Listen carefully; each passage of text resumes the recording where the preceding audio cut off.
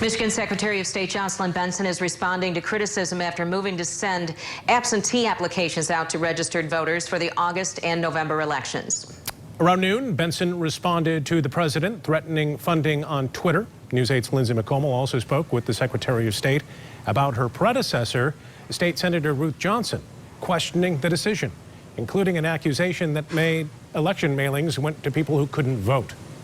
What we have in Michigan is in place in many other states that have been doing this for decades, which is a requirement that voters sign the ballot envelope outside their ballot if they do vote by mail. And when their ballot is returned by mail, that signature outside on the envelope is used to match their voter registration. So that's a key security piece that often gets lost in the shuffle. And with that, why do you think the argument over fraud continues to come up with this conversation specifically? This is new for a lot of folks, so it's perhaps easier to believe misinformation or fear-based questions about what it's going to actually be like to vote, because many people haven't voted like this before.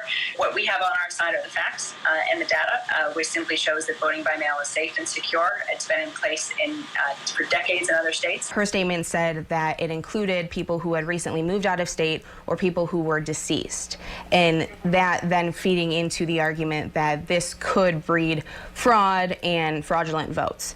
Do you have a response to that, or can you explain what she's referring to? Sure.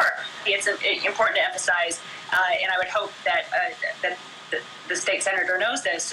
We send applications, not ballots. We send it to registered voters. This helps us, frankly, identify people who may have moved or otherwise should be deemed inactive voters in our state. But that aside, if we sent ballots, I think that might have been a bigger concern and a more valid argument. But we're simply sending something that is available to everyone on our website.